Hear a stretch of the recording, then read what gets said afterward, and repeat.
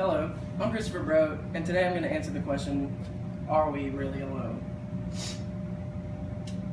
In recent years, the discovery and exploration of space has increased dramatically, but there is still so much more out there that cannot be reached yet. With the galaxy being so large, one certainly cannot believe that humans are the only intelligent life forms out there. And with the number of human eyewitnesses and reports of human eyewitness reports and certain NASA officials, statements are enough to make someone believe that we are in fact not alone. The idea that there may be more than just space and asteroids out there is discomforting. But if the aliens haven't made their presence known by now, will they ever?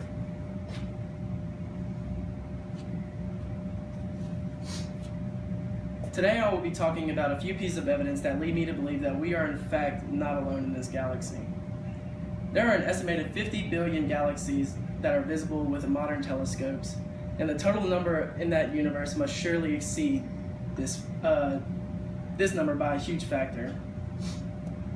In a report on NASA's website, it says that there are billions of galaxies, the most distant of which are so far away that the light arriving from them on Earth today set out from the galaxy billions of years ago. So we'll see them not as they are today, but as they looked long before there was any life on Earth. This leaves an insurmountable number of planets that could possibly inhabit other life forms.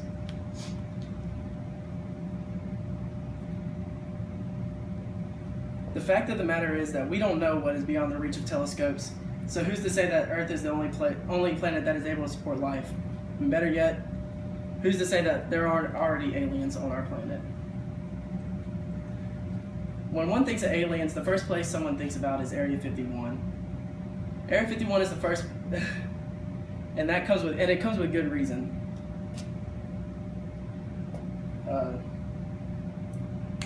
Area 51 is a remote detached.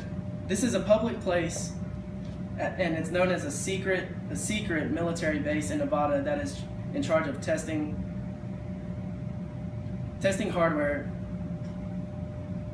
Area 51 didn't get put on the map until 1989, when an actor, Robert Laser, appeared on the Las Vegas TV station under the guise of a government scientist and stated that Area 51 was full of alien technology, and that's whenever the interest in Area 51 and aliens really started to gain momentum.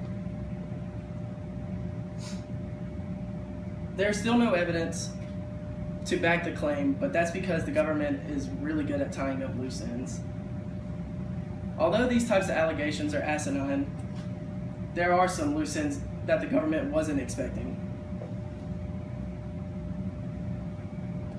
Former Chief of NASA of Communications Systems Maurice Chaplin was quoted in his book as saying, "It seems that all Apollo and Gemini flights were followed both at a distance and sometimes also quite closely by space vehicles of extraterrestrial origin, flying saucers or UFOs, if you want to call them that.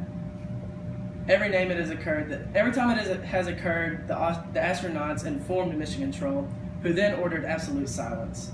This was from his book in 1979, and the most recent one is from last year when the former Canadian Defense Minister declared on Russian TV that aliens are working among us.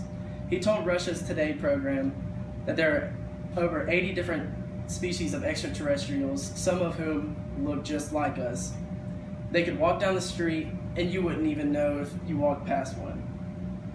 There are many different types of these. There aren't many types of these officials coming out and admitting the existence of aliens. Excuse me, and that's because the government has been covering up for years, and they're not going to let just one person come in and ruin that.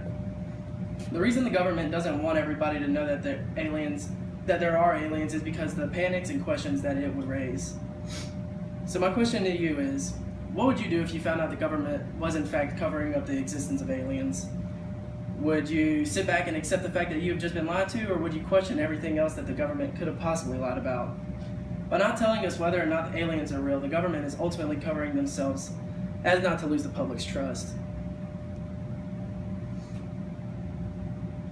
In conclusion, today I have told you information just how small Earth is in the galaxy. places believed to hold alien life form, and even showed examples and testimonies of 2 officials. This goes to show you that there is always more than meets the eye, especially in politics. The only way you can stop this is by asking questions. I'm not telling you the government is full of lies, but by asking questions, you will ultimately find the answers you are looking for, even if those answers are extraterrestrial. Thank you.